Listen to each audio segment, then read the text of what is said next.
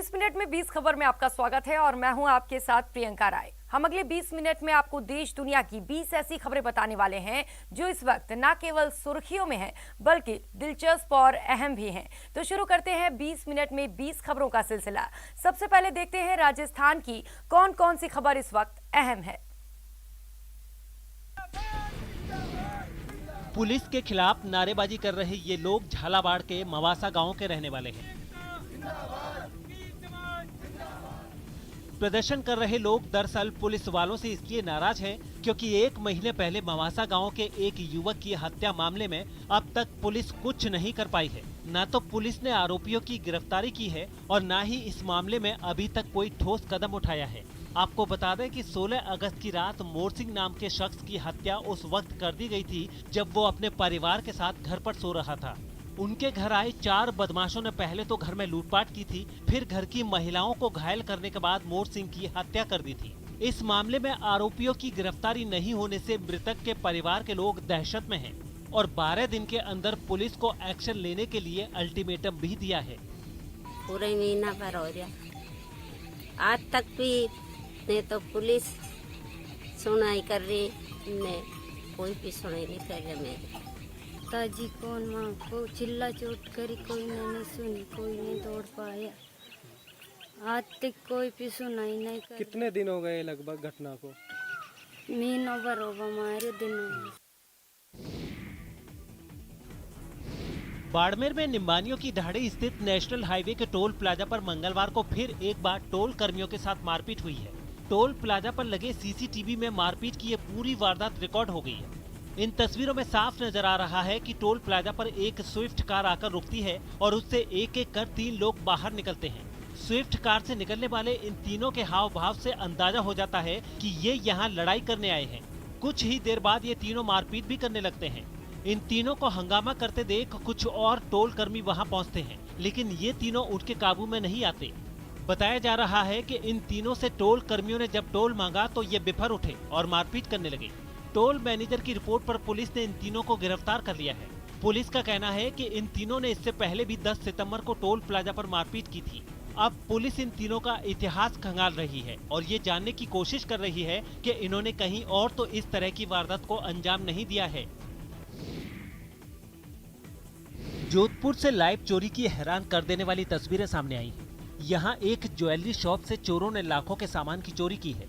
गौर से देखिए इन तस्वीरों को, किस कदर चोरों के हौसले बुलंद हैं।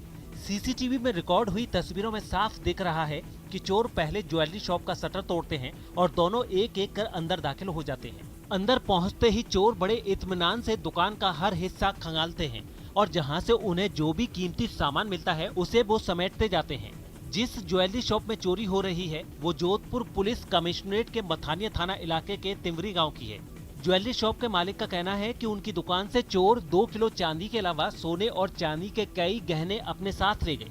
पुलिस ने इस मामले की रिपोर्ट दर्ज कर ली है। साथ ही वो इस सीसीटीवी तस्वीरों के जरिए चोरों की तलाश में जुट गई है।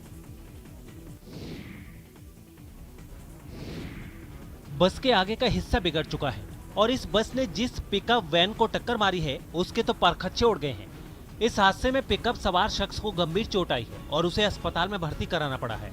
हादसे की तस्वीरें दौसा के मिडवे से आई हैं। बताया जा रहा है कि दौसा से जयपुर की ओर जा रही इस बस को पीछे से आ रही पिकअप ने टक्कर मारी, जिससे पिकअप का संतुलन बिगड़ गया।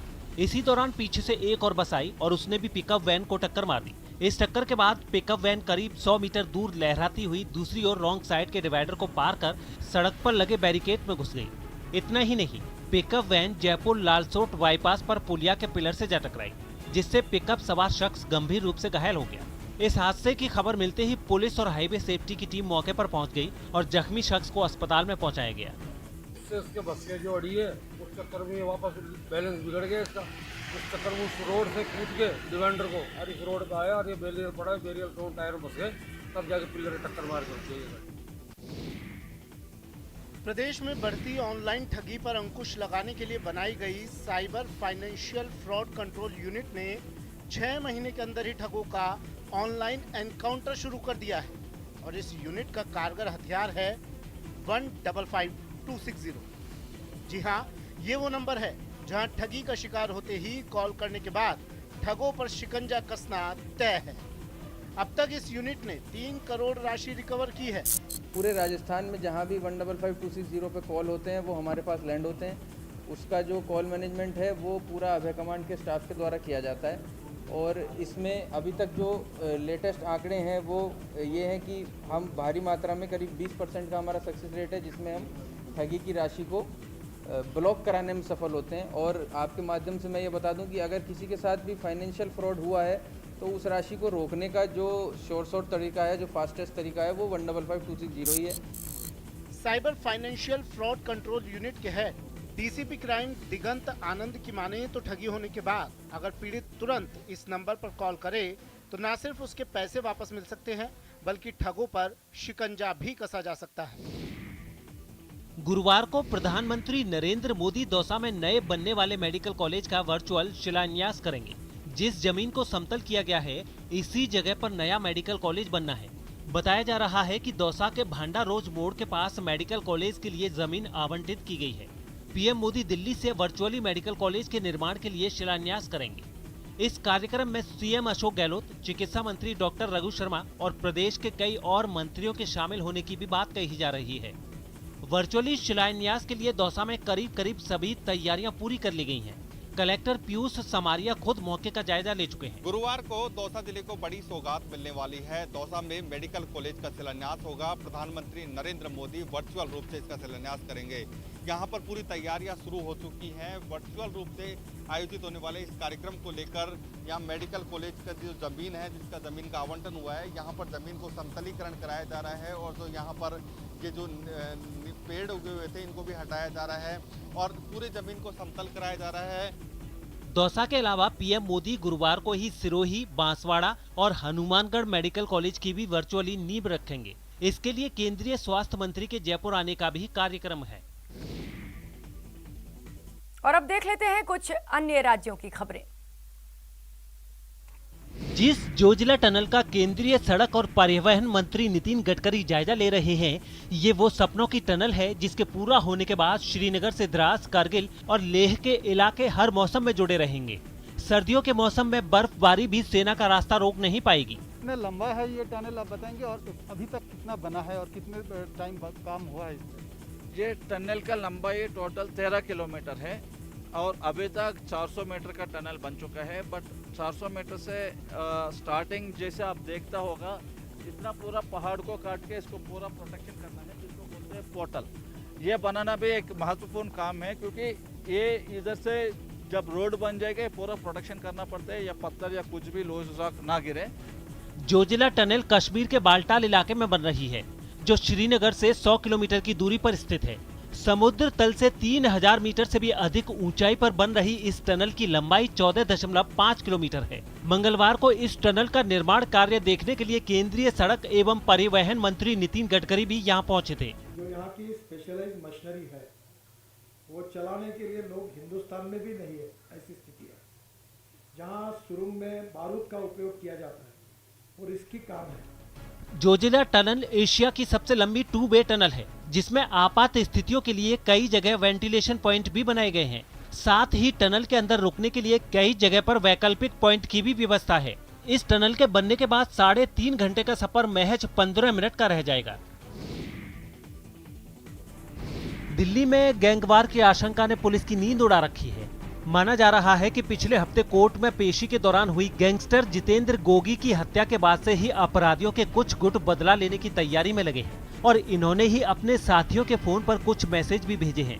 पुलिस को मिले ये मैसेज साफ करने वाले हैं कि अपराधी बड़ा खून खराबा करने की साजिश रच रहे हैं।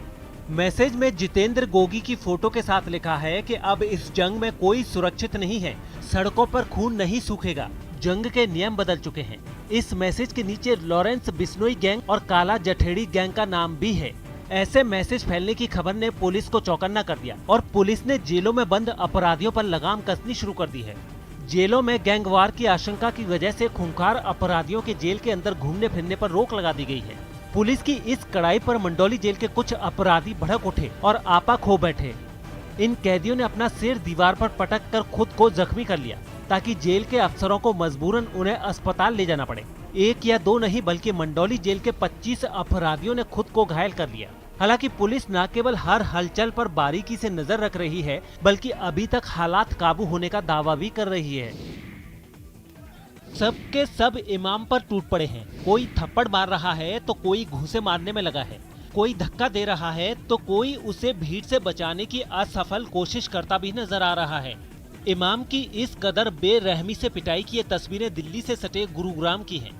आरोप है कि यूपी के शामली के रहने वाले इस इमाम ने यहाँ की एक मस्जिद में 9 साल की बच्ची के साथ गलत हरकत की है। ये बच्ची मौलवी को खाना देने आई थी। उसी वक्त उसे अकेला पाकर इस शख्स ने उसके साथ गलत हरकत की। लड़की ने घर जाकर अपनी माँ को सारी बात बता दी। फिर क्या था, लड़की की माँ ने मस्जिद पहुंचकर पहले तो इस इमाम पर चप्पलों की बरसात कर दी और फिर दूसरे लोगों ने इसे पकड़ लिया। यहाँ के लोगों का कहना है कि इस इमाम ने अपना गुनाह भी कबूल कर लिया है। इस इमाम के बारे में कहा जा रहा है कि ये यूपी के शामली का रहने वाला है और चंदा मांगने यहाँ आया था, मस्जिद में रुका हुआ था। इस इमाम की इस करतूत से यहाँ के लोग बेहद गुस्से में हैं और इसे पुलिस के हवाले भी कर दिया गया। मध्य प्रदेश के छतरपुर से रोंगटे खड़े कर देने वाली कुछ तस्वीरें सामने आई हैं। वह जमीन विवाद में 2 पक्षों में मारपीट और गोलीबारी हुई। जिस वक्त वहां ये बवाल हो रहा था, उस समय वहां मौजूद एक आदमी ने इसका वीडियो भी बना लिया। इस वीडियो में दिखा कि मोटरसाइकिल सवार कुछ लोग एक प्लॉट पर पहुंचे और दूसरे पक्ष के लोगों के साथ मारपीट शुरू कर दी। इस दौरान ताबड़तोड़ गोलियां चलाने की आवाज भी सुनाई दी। FIR की जाएगी और जो भी साक्ष्य एकत्रित होते हैं उसके हिसाब से विधि सम्मत कार्रवाई सुनिश्चित की। इसके बाद तो वो प्लॉट एक अखाड़े में तब्दील हो गया। दोनों तरफ से ईंटों, पत्थरों और लाठियों से हमले होने लगे। ऐसा लगा कि दोनों पक्षों के लोग एक दूसरे के खून के प्यासे हों। सामने आई एक तस्वीर में एक गुट के कुछ लोग दूसरे गुट के एक आदमी को घेर कर बुरी तरह पीटते दिखाई दिए। छोड़ दे यार, मरे उड़ जाए यार वो। जानकारी मिलते ही इलाके की पुलिस भी हरकत में आई और आरोपियों के खिलाफ कार्रवाई का भरोसा दिया। इस मारपीट में 2 लोग बुरी तरह से घायल हो गए। बताया गया है कि फायरिंग के दौरान इनमें से एक आदमी के पेट में गोली भी लगी है। उत्तर प्रदेश के शामली से हैरान करने वाली कुछ तस्वीरें सामने आई। वहां शामली नगर पालिका परिषद की जमीन से अतिक्रमण हटवाने पहुंचे SDM देवेंद्र सिंह को कुछ दबंगों ने घेर लिया। बताया गया है कि इस कार्रवाई के दौरान कुछ लोग उस जमीन को अपना बताने लगे, जिस पर SDM ने उनसे जमीन से जुड़े कागजात मांगे। बस यही बात उन लोगों को पसंद नहीं आई और उन्होंने SDM पर हमले की कोशिश की। इस घटना की तस्वीरें वहां लगे CCTV कैमरे में रिकॉर्ड हो गई, जिनमें साफ दिखा कि SDM अपनी गाड़ी की तरफ जा रहे थे। तभी उन्हें कुछ दबंगों ने घेर लिया। इस बीच देवेंद्र सिंह अपनी गाड़ी में बैठ गए, जिसके बाद भी वो दबंग नहीं माने और उन्होंने SDM की गाड़ी को आगे बढ़ने से रोकने की कोशिश की। एक शख्स तो SDM की गाड़ी के सामने आ गया और चलती गाड़ी को इस कदर पीछे की ओर धकेलने की कोशिश करने लगा जैसे उसमें 100 लोगों के बराबर ताकत हो।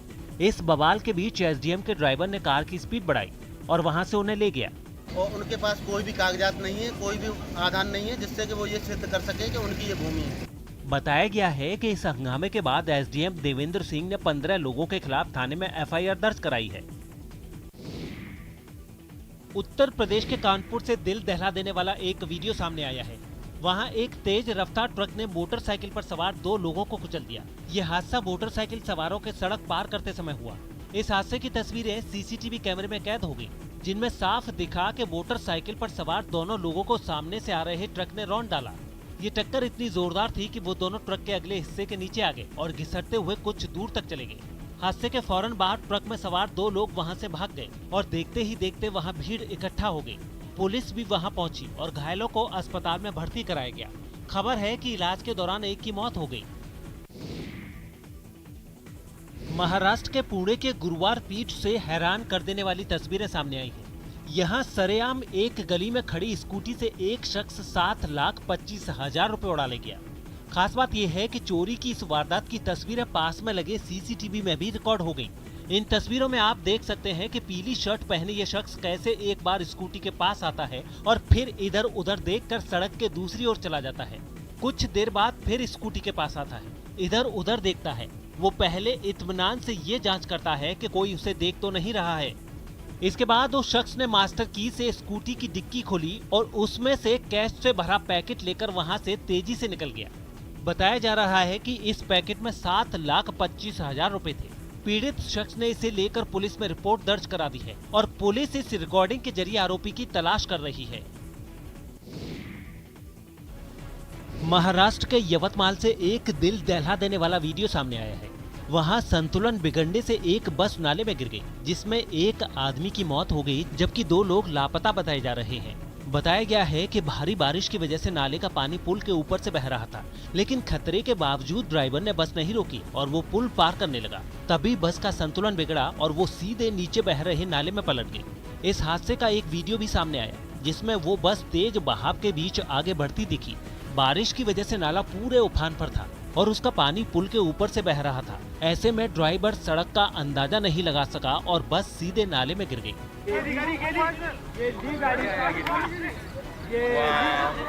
नाले में पानी काफी ज्यादा था और वो बस देखते ही देखते पूरी तरह से डूब गई। जान बचाने के लिए उसमें मौजूद कुछ लोग छत पर चढ़ गए। हादसे के बाद आसपास के लोगों ने हिम्मत दिखाई और तैरती हुई बस तक पहुंचे। इन लोगों ने किसी तरह बस में सवार 2 लोगों की जान बचा ली, जबकि 3 लोग लापता हो गए। जन्नत की लड़कियां अब अपना दम दिखाने में लगी हैं। बात फाइटिंग की हो या दुश्मनों को धूल चटाने की रणनीति की, आर्मी की ओर से उन्हें हर तरह की ट्रेनिंग दी जा रही है ताकि जरूरत पड़ने पर सरहद की ये लड़कियां न केवल दुश्मनों पर भारी पड़े बल्कि अपनी रक्षा भी खुद कर सकें। ये पहला मौका है जब जम्मू कश्मीर के सरहदी इलाके की लड़कियों को सी डाइट प्रोग्राम के तहत आर्मी की ओर से स्पेशली ट्रेंड किया जा रहा है।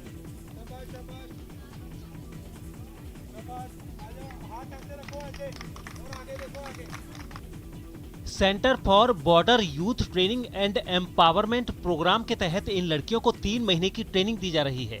इस दौरान इन लड़कियों को सेना में शामिल होने के लिए भी मोटिवेट किया जा रहा है।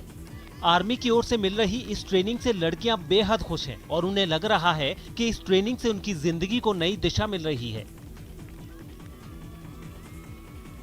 कॉन्फिडेंस आता है, जोश आ रहा है हमें भी कि हम भी कर सकते हैं। जैसे लड़के नहीं आगे जा सकते, हम भी जा सकते हैं, हम भी कुछ कर सकते हैं, हम भी अपने एरिया का नाम रोशन कर सकते हैं। कुछ बिहार के बख्तियारपुर से हैरान करने वाली कुछ तस्वीरें सामने आई हैं। वहां नेशनल हाईवे 20 के रास्ते में आने वाले पेड़ों को काटने के बजाय दूसरी जगहों पर शिफ्ट करने का काम तेजी से किया जा रहा है। बताया गया है कि हाईवे का रख रखाव करने वाली संस्था NHAI ने उस रास्ते पर 2500 से ज्यादा पेड़ चुने हैं जिन्हें दूसरी जगहों पर लगाया जा सकता है। इस वक्त रजौली से बख्तियारपुर के बीच करीब 110 किलोमीटर के हिस्से में हाईवे बनने का काम जारी है। ऐसे में उन पेड़ों को काटने के बजाय दूसरी जगह शिफ्ट करने पर जोर दिया गया, जिसके बाद हाईवे को बनाने के साथ पेड़ों को कुछ मजदूरों और मशीनों की मदद से शिफ्ट किया जाने लगा। वहां से जो तस्वीरें सामने आई उनमें कहीं पेड़ों को एक जगह से दूसरी जगह ले जाने के लिए क्रेन की मदद ली गई, तो कहीं मजदूर पेड़ लगाने के लिए गड्ढा खोदते नजर आए। कहीं इस काम को खुदाई करने वाली मशीन के जरिए किया गया। हमारा कोशिश रहता है सारे पेड़ बचे। बताया गया है कि इस हाईवे के रास्ते में आने वाले ऐसे लगभग 2000 से ज्यादा पेड़ों को अब तक सुरक्षित शिफ्ट किया जा चुका है। 20 मिनट 20 खबर में अब बात कर लेते हैं इंटरनेशनल खबरों की। के राष्ट्रपति इमैनुअल मैक्रों पर एक शख्स ने अंडा फेंक दिया। ये हमला तब हुआ जब वो लियो शहर में इंटरनेशनल फूड ट्रेड फेयर में शामिल होने पहुंचे थे। वहां वो चारों तरफ से भीड़ से घिरे हुए थे और लोगों से मुलाकात कर रहे थे। तभी साइड से एक अंडा आया और वो इमैनुअल मैक्रों के कंधे पर जाकर लगा। कंधे से लगने के बाद अंडा बिना फूटे नीचे गिर गया। इस कार्यक्रम के बीच में अचानक ये क्या हुआ, किसी को कुछ समझ नहीं आया और इमैनुअल मैक्रों भी सक पका गए। उनके सुरक्षा कर्मी तो तुरंत चौकन्ने हो गए। उन्होंने फ्रांस के राष्ट्रपति के इर्द गिर्द घेरा सा बना लिया और उसी वक्त हमलावर को भी पकड़ लिया गया। लेकिन उसने इमैनुअल मैक्रों पर अंडा क्यों फेंका, ये अब तक साफ नहीं हो पाया है। फ्रांस के राष्ट्रपति पर इस तरह सरेआम हमले का ये कोई पहला मामला नहीं है। अभी जून में ही उन्हें एक आदमी ने गाल पर थप्पड़ मार दिया था। रूस और उसके साथी देशों के युद्ध अभ्यास के बाद अमेरिका ने एक खास तरह का सैन्य अभ्यास किया। नॉर्थ कैरोलिना में हुए इस अभ्यास में सैनिकों ने हवाई हमले से निपटने की तैयारियां परखी, जिसकी तस्वीरें भी जारी की गई हैं। इन तस्वीरों में अमेरिकी सैनिक ताबड़तोड़